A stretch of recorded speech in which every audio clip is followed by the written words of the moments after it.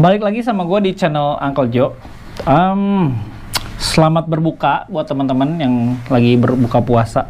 Anyway, ini pada jam berapa ya? Jam 6:30 ya teman-teman. Berarti udah yang sedang berpuasa pasti sedang menikmati hidangan ya kan. Ada yang lagi makan takjil, ada yang lagi makan yang manis-manis, yang minum atau apapun ya. Gue pun udah menyiapkan buat nemenin teman-teman berbuka.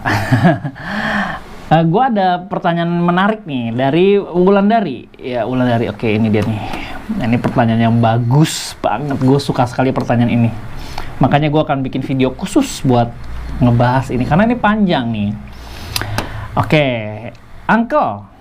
Iya, aku ada case begini. Jadi ini bedah kasus nih. Jadi topik video ini mungkin bedah kasus ya. Aku, suami, dan sepupu. Berarti ada 3 orang nih. Aku, suami, dan sepupu mau buka kedai kopi. Jadi ada si Mbak Wulandari, ada suaminya, ada sepupu dari si suami, gitu ya. Nah, ini unik nih. Aku dan suami punya konsep dan resep. Oke, jadi si Mbak Wulan ini udah punya konsep, udah punya resepnya, makanan khususnya, dan alat masaknya dengan value more less kurang lebih 15 jutaan. Oke, jadi alat makanannya, alat masaknya ya, resep makanan sama konsep mungkin dibundling dengan harga 15 juta ya, dikonversi ke dalam bentuk uang. Tapi nggak ada uang cash dan tempat, jadi nggak punya tempat, nggak punya uang cash, hanya punya alat masak, resep, dan konsep gitu ya. Konsep manajemennya aku yang buat dari awal, dari mulai budgeting, cost planning, target BP, target salesnya, riset ya, bukan riset ya, riset pasar, konsep marketingnya juga. Ini udah di prepare sama Mbak Wulandari. Riset R&D menu nih, riset menu, trial and error menu makanan suami aku yang kerjain. Jadi mereka berdua lah yang punya konsep, punya menunya, punya apa-apa semuanya mereka berdua ini. Nah, si sepupunya dari suami yang punya duit dari bokapnya, which is berarti ya ada investornya dong. Resep minuman dan waktu yang lebih dari aku. Oke, sepupunya punya uang dari papanya, resep minuman dan waktu yang lebih. Oke, jadi si sepupu ini punya duit, punya resep minuman, dan punya waktu yang lebih karena mungkin si Mbak Wulandari sama suaminya bekerja kali ya. Nah, ini menarik nih ya. Oke, jadi minta masukannya dong gitu. Sebetulnya gue nggak ngerti nih minta masukannya gimana. Nanti mungkin Mbak Wulan bisa komen di video ini. Oke, jadi bertiga ini mau bikin kedai kopi. Nah, jadi kerjasamanya kalau dari kasusnya Mbak Wulan, pertama yang perlu dibuat adalah MOU, kejelasan. Jadi apa yang diinginkan Mbak Wulan dengan suami, dengan sepupu ini masih dituangkan dalam bentuk MOU. Ya, waduh hujan gede. Jadi dibuat MOU-nya dulu, maunya gimana. Jadi dibahas tuh konversinya dari resep itu semuanya dikonversi dalam bentuk modal. Jadi modal awal anggaplah Mbak Wulan sama suami mengeluarkan uang 15 juta kurang lebih. Lalu si sepupu ini punya uangnya lah, ada duit lebih, cash, resep minuman, dan waktu. Ya mungkin sepupunya yang akan menjalankan bisnisnya secara teknis karena waktunya lebih banyak gitu ya. Ya semuanya dituangkan dalam bentuk MOU, kerjasamanya, ditulis juga, dihitung. Tadi kan Mbak Wulan bilang udah menyusun manajemen, konsep, budgeting, dan lain-lain ya. Dari total itu kan ada angka yang keluar dari situ, ada jumlah modalnya, berarti kan udah dihitung tuh tadi, budgeting, cost planning, dan lain-lain itu udah dihitung sama Mbak Wulan. Artinya udah keluar satu angka ya. Kalau angkanya udah keluar, anggaplah, ini gue berasumsi aja ya Mbak Wulan ya, karena Mbak Wulan tidak menyebutkan angka nih. Ini 15 juta kurang lebih, tenaga kerja dan lain-lain yang udah dikeluarkan, alat-alat masak Mbak Wulan sama suami. Anggaplah gue mengasumsikan modalnya adalah 100 juta ya, 100 juta karena kan ini asumsi doang, bisa lebih bisa kurang ya, gue nggak tahu. Anggaplah 100 juta. Lalu yang menjalankan nih, ini kan kasusnya nggak secara jelas Mbak Wulan itu sebagai apa nanti. Tapi semuanya harus dibahas, ditaruh dalam bentuk MOU ya, dalam bentuk MOU. Anggaplah 100 juta. Berarti 15 juta punya Mbak Wulan dan suami. 85 juta punya si sepupu. Gitu ya. Artinya kepemilikan saham. Jadi sahamnya ya berarti Mbak Wulan dan suami cuma punya 15%. Gitu. Karena harus dikonversi.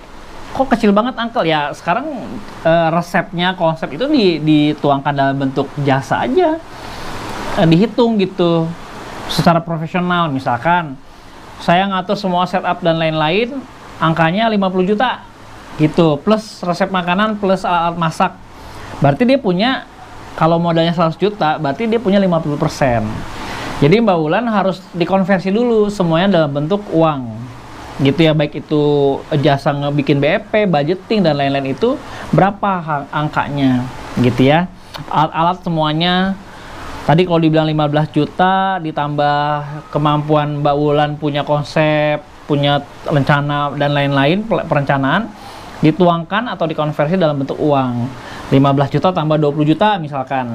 Jadi jasanya Mbak Wulan tuh 20 juta.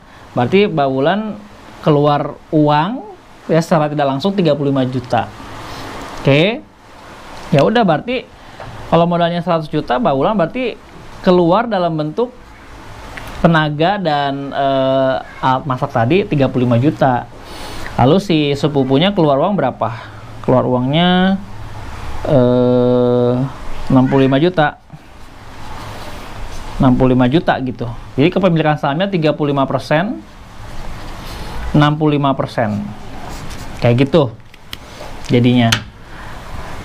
Kalau modalnya ternyata ini udah sama tempat ya, ternyata 200 juta misalkan gitu. Kalau misalkan 200 juta ya udah 35 juta punya Mbak Wulan, sisanya si sepupu gitu. Jadi dihitung Mbak, siapa yang punya uang ini kan investor ya, misalkan si sepupunya itu atau papanya sebagai investor. Jadi mesti dihitung dulu modal awal semuanya gitu. Ya, nah terus nanti posisinya apakah sepupunya operasional dalam manajemen, apakah Mbak Wulannya juga terlibat dalam manajemen, ya dibuat struktur manajemennya. Mbak Wulan megang apa, sepupunya megang apa, suami megang apa. Kalau sepupunya yang aktif yang menjalankan bisnisnya nanti, berarti sepupunya yang dapat gaji, salary. Atau Mbak Wulan megang keuangannya, Mbak Wulan digaji sebagai finance-nya. Walaupun tidak ada tiap hari di kedai, tapi mengerjakan pekerjaannya kan yang penting. Jadi Mbak Wulan digaji juga. Selama ada dalam struktur, Mbak Wulan akan digaji. Itu mungkin asumsi gue menanggapi kasus ini gitu. Pada dasarnya semuanya harus dikonversi dalam bentuk uang, karena kalau barang kita nggak bisa ngitungnya gitu. Misalkan gue punya barang ini harus dijadiin uang dulu, diliquidkan lah istilahnya, disamakan nilainya gitu, karena si sepupunya kan mengeluarkan uang gitu. Paling Mbak Wulan mudah-mudahan sih menjawab ya apa kasusnya ini. Pada dasarnya harus jelas semuanya gitu, jangan sampai nanti hubungan suami istri dan sepupu bisa rusak gara-gara sebuah bisnis yang kita bisa ukur dengan uang, sedangkan hubungan suami istri dan sepupu itu kan tidak bisa dihitung dengan uang. Jadi tentu kita harus mengutamakan hubungan. Jadi ya hubungannya harus dilandaskan berdasarkan MOU bisnis, hubungan bisnisnya nih. Jadi jangan sampai kita konflik ribut gara-gara bisnis yang kita mau bangun. Nah, caranya supaya terhindar dari itu ya kita mesti buat sejelas-jelas mungkin dalam bentuk MOU. Semua yang diinginkan atau yang diinginkan oleh semua pihak itu harus dituangkan dalam bentuk MOU, jelas di kertas gitu.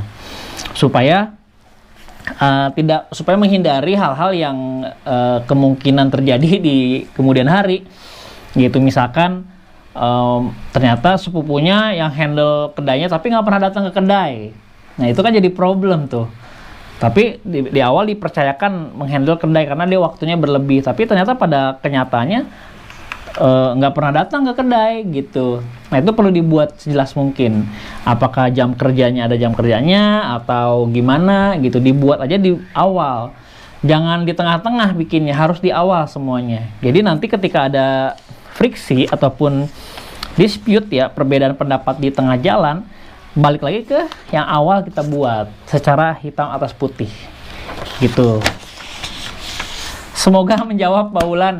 Kalau gue kurang tepat menjawabnya ya mohon dimaklumi karena gue berasumsi dari cerita Mbak Wulan ini. Gitu sih paling ya. Semoga membantu. Kalau teman-teman merasa terbantu dengan topik ini, tolong komen di bawah, bisa bikin bedah lebih banyak kasus gitu ya dalam bisnis kedai kopi. Jangan lupa di subscribe kalau belum subscribe, dan thank you loh udah nonton video ini. Sampai ketemu di video selanjutnya, bye. Thank you ya yang udah nonton video ini. Jangan lupa subscribe sebagai bentuk dukungan lo terhadap channel ini.